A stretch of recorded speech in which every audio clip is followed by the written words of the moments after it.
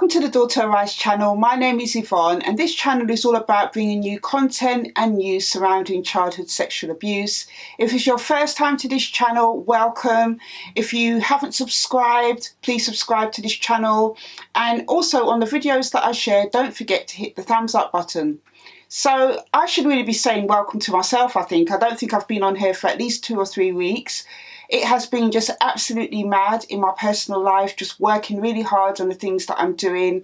And, you know, recently I just done the Secret Society event, which was my first panel discussion event on the subject of child sexual abuse in the Black community. And I will be sharing shortly a little snippet of that with you. But today I want to talk to you about how to get closure when there is no closure. Now, this is something myself that has happened with me in my own situation. When I went through sexual abuse, I didn't have any closure in any way, shape or form about what had happened to me. So even though I went through that traumatic experience from the age of 9 to 13 years old, was taken into care, had to undergo a medical examination, had psychological evaluations, all the professionals involved in my case were in agreement that I actually was a victim of childhood sexual abuse. Now, we do know it doesn't have to always mean you have physical injuries, because obviously predominantly a lot of injuries that victims of childhood sexual abuse have are psychological injuries. But in my case, there was actual physical evidence of sexual abuse besides the psychological symptoms such as post-traumatic stress, depression and other symptoms that I had. However, back in 1989, when my case got brought before the CPS, they said that whilst there was physical and psychological evidence of childhood sexual abuse, because the room where the abuse happened, my family members at the time helped my dad to get rid of evidence. Without that room, they couldn't secure a conviction. What was most troubling is many years later, and this is going back 2-3 years, I co-facilitated one of my workshops with an ex-detective who had over 30 years experience working on child sexual abuse cases. And she said if it was 1 year later, if this case was brought in 1990 when the Children's Act had already come in, it possibly could have made a difference to my case. So I was gutted to hear that. But anyway, I didn't get any closure through the justice system. I didn't get any closure through any admittance by my dad about what he had done to me as a child. As I've shared on this channel before, I was ostracized from my family. So it took me a long time to process this and come to terms with the fact that I wouldn't get any justice in the courts of this land, and I would never get any kind of acknowledgement or a confession from my dad about what he did to me. So I had to go through a process to get closure myself without having validation of these things. So I want to share with you today 3 things that helped me to get closure without actually having closure. So one of the first things I want to share with you is to acknowledge and face your past. Now, it is, in my opinion, very hard to get closure without acknowledging what has happened to you. It is very normal for a lot of survivors to brush things under the carpet, keep things within themselves, wear a mask. All these things that I have mentioned are common for survivors of childhood sexual abuse to use as coping mechanisms. Sometimes, in my own case, I spent a lot of time pushing things down, putting a lid on it, avoiding certain subjects, avoiding certain things. And as I've shared in other videos, when I got to 22 years old, it was like all the rubbish that I'd been pushing down inside, all the pain, all the hurt, all the things that I was troubled about. It was like, as I explained in my book, Choose Life, it was like pushing the rubbish down in the bin and the bin lid not closing anymore. And it was at that point that I had a nervous breakdown and had to start to deal with the things that were haunting me, meaning my experiences of childhood sexual abuse. I know it's really hard. I know it's painful. I know it fills you with fear. Maybe you feel overwhelmed thinking about even having to face what you've gone through. But it is important to your journey of healing, and it is important to your journey to have closure. You can't have closure on something, or you can't start the journey to closure if you haven't even acknowledged what it is that you want closure from. And you don't have to do it alone. You can do it with a therapist. You can do it with getting support from, professionals. As I've mentioned many times on this channel, I had therapy to help me to deal with my past and to come to terms with some of the things that happened to me. So I would encourage you, if you want to get closure from your past experiences, to start looking at acknowledging and facing the things that have happened to you as a child. The second thing I want to share with you about how to have closure when you cannot get closure is to separate yourself from people that caused you harm. This is so important. One of the things that kept me in a cycle of depression, kept me down, kept me reliving my past memories, was being around the people that helped to cause them. So in having my mum around as a teenager and in my early 20s, when I was suffering from depression, having her around when she didn't even want to acknowledge my pain and stuff actually was not helping me, and it was doing me more harm. There used to be times when she used to come up, and then after she left, I would start self-harming, and hurting myself and doing all these things. And it's only through going through psychotherapy, after I had the breakdown and I was in therapy, that I started to realise having certain people in my life was actually a hindrance to me, because they weren't helping me in my healing process.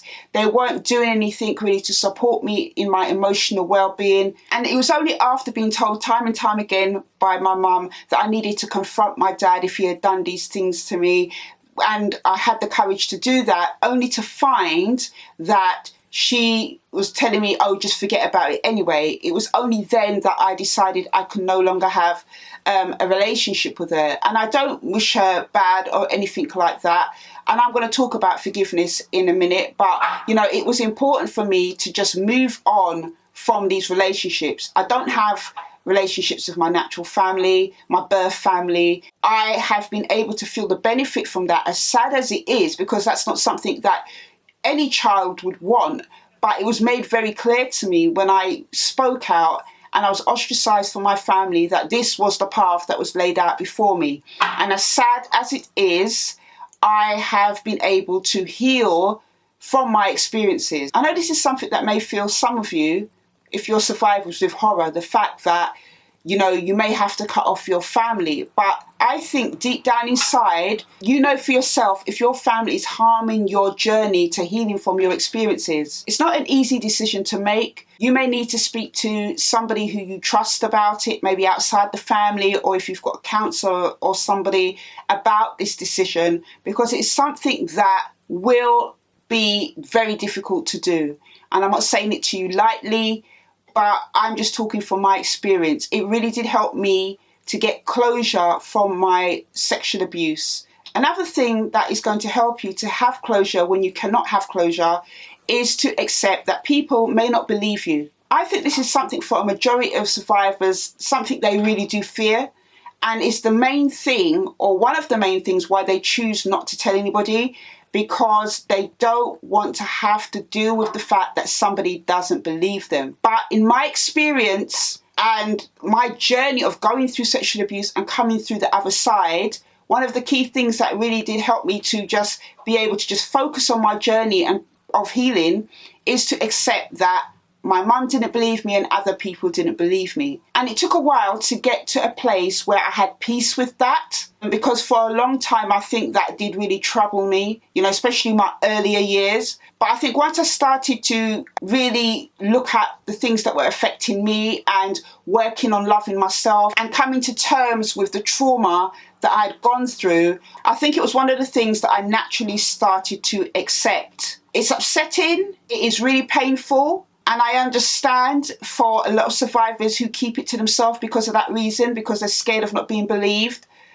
But honestly, it is so freeing when you can stand in your own truth and know that you are telling the truth and you don't need anybody else's validation for that. It does take time to be able to do this. And it's something that I do talk about in my book, Choose Life, which is an awareness and practical empowerment workbook for survivors of childhood sexual abuse. And it's something that I just talk about in my journey anyway, in my autobiography, Daughter Arise. And, I will leave links to those books below in the description box. And the last thing I want to share with you about how to get closure when you can't get closure is to forgive. Forgive yourself for how you may have reacted, responded to the abuse, how you've coped with it. Forgive yourself first and foremost about anything that you have held yourself accountable for in your abuse. Remember, you were a child. Nothing you could have done as a child or a young person could ever make you responsible for the actions of an adult. You can never be at fault for somebody else's actions of abusing you. No matter what they try to tell you, no matter how they try to spin it. Don't carry the extra shame, blame or burden of somebody else's actions. In order to get closure is to allow yourself the space to be able to do that. And if you don't forgive yourself, it is like confining yourself and keeping yourself under punishment. So that is something I would definitely encourage you to start to do. Maybe write down some of the things you find hard to forgive yourself for. And then just go through them and say, I forgive myself for how I punished myself. I forgive myself for how I've reacted. I forgive myself, whatever it is.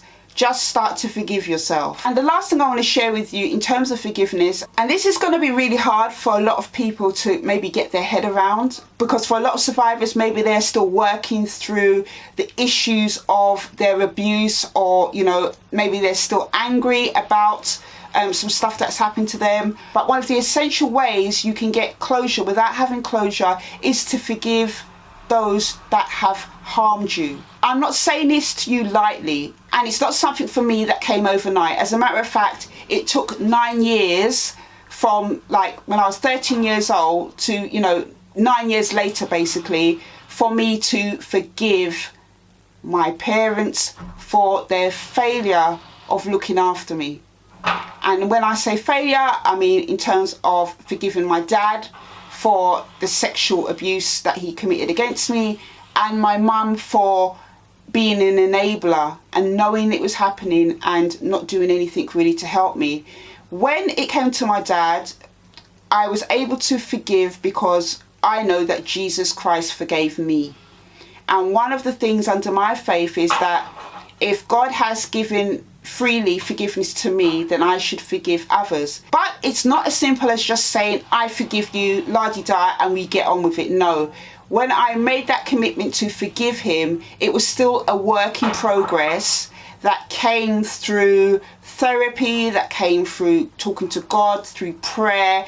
Every time I felt angry at the injustice of what happened to me and not getting justice, and how I was left ostracized from my family, anger used to rise up. And in those moments, I had to just give it back to God and say, Lord, I give this to you. Please help me to forgive. Show me how to do it. And from that point of forgiveness, it took a few years. But because I just kept giving it to God and working on it in therapy, after a while, I was able to forgive him. So that's what I want to say about forgiveness. Just because you forgive, it doesn't come overnight. The second thing I want to say to you about forgiveness is it's not for their benefit, it's for your benefit. It has nothing really to do with them. It doesn't mean that you're letting them off the offence. If you're a person who is a believer in God, you believe that God will repay for anything bad that has happened to you. But in order to let him do that, we have to let go of the offence. Forgiveness is about saying, I am releasing myself from what you did to me, and I'm going to go on with my life. However you do that, with whatever support you do that with, that is what you are actually doing. Forgiveness is not letting them off the hook. They're not going to be off the hook. No matter what happens in this life, they will never get off the hook because God sees everything. So forgiveness is really about, allowing yourself to move past what they've done to you. And it's hard. I'm not going to sit here and tell you that it's easy, because it is definitely not easy. It can take a few years.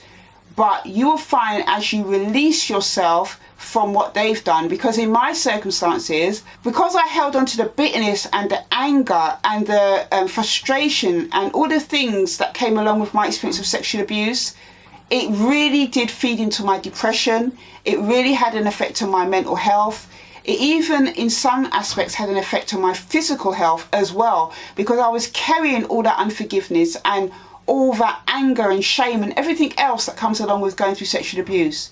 But once I started to release it, say that I forgive them for what they've done to me, and started to work through that, and as I said, praying about it and doing all these different things, I found that it was helping me to have the closure that I so desperately needed. And I can honestly say to you today, as I've mentioned in other videos, my journey has been a 30-year journey to get to where I am today. But I can honestly say, with all the things that I've shared with you today about how to get closure when you can't have closure, it has helped me to be the person I am today. I'm whole, I'm healed. As I've mentioned in other videos, the scar will always be there from the traumatic experience I went through with sexual abuse, but it no longer triggers me, affects me, brings me back to a place of anger, unforgiveness. It does none of that anymore. And as a matter of fact, if you would even say to me 10 years ago, I would feel like this, I probably would tell you I would never feel like this, because I didn't think it was something that I could actually honestly feel that I could move on from. But I have. And I've been able to have closure without having the court process. Of course, it would be nice if he was sent to jail. He actually deserves to go to jail for what he done to me. But the law has decided that he couldn't. Obviously, I could go back and, drag up everything again. That is not really an option for where I am in my life right now. I choose to trust and have faith in God that he will repay and give justice on this matter. And that's one of the reasons why I can share so openly and freely with you. So that is just my video on how to have closure without actually having closure. I hope you found it helpful.